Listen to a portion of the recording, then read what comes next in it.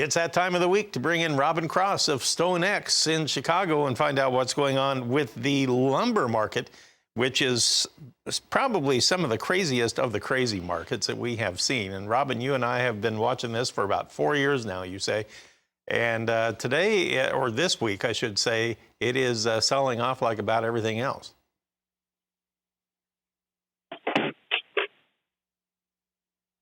Still there, Robin? Did we lose you? Yeah, I'm here, Marlon. Sorry, Okay. We were having a little bit of phone issues this morning. Okay. Good morning. Thanks for having me, buddy. So let's go through prices before I lose my phone here again on this wild office. I got July coming in this morning at $703.50, down $36. We'll really dive into the details over there. I got some good stuff to talk about today. September is trading at $708 even, down 16. We only had 56 trades in the front and 6 in September. So, it's still a light post-expiration volume market right now. But, let's kind of look at everything here in a whole. Since March posted the second highest expiration in history at $1,420, or as I like to say and tell our viewers the true value, $156,000 a car. At that time, if you recall, I truly didn't see the value in these prices. The main reason we expired there, is simple, very simple. The shorts overstayed their welcome. They had to get out of the market for expiration, and when you have an extremely razor-thin market with, extremely razor-thin volatile market, and producers with a true unwillingness to hedge their inventory, a little bit of short covering goes a long way, right? So now this past Friday in May, we had expiration, and this was so far the lowest level of the year.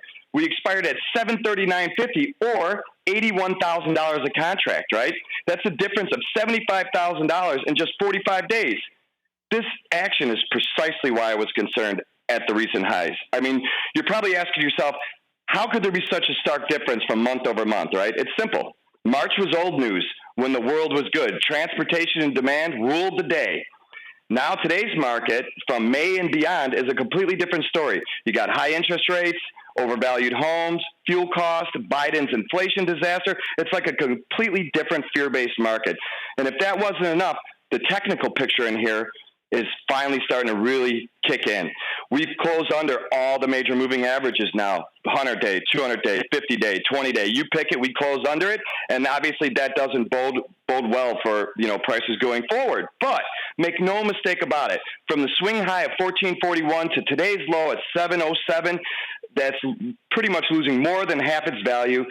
The market is very oversold. But, as you know from trading all these other markets, Marlon, the market could stay overbought and oversold for a long time. But in this case, being that massive of a break, I think traders really should be looking to cover their needs. Come on, these guys were paying up at $1,400 50 days ago. You're not going to look for a half-off sale and pick stuff up. So I think around the mid-sixes, guys should probably start getting in there. And then I just want to talk about cash a little bit. The tail has always wagged the dog. The board sets the precedent for a cash movement, and that's precisely what had happened here. Simultaneously, you had the board and cash both dropping very precipitously. And then last, we had a little housing news yesterday. Housing starts came out down zero, actually call it unchanged, I would call it, at about 1.7 million. Building permits were down 3.2% at 1.8 million. I feel like those numbers are inflated, truthfully. I've seen already big differences in action since those numbers were posted. And you got to remember that stuff's in the rears, so I'm fearful of what the next report's going to be. But other than that, I'm just, be careful, buy it cheap, and stack it deep, Marlon. Well, that's some good advice right there. And like you say, anytime you have a half-off sale, that gets your attention. All right, Robin, thanks for the update. We'll catch you next week. Robin Cross of Stone X in Chicago. We'll come back, and I'll get you updated on Livestock Trade right after this.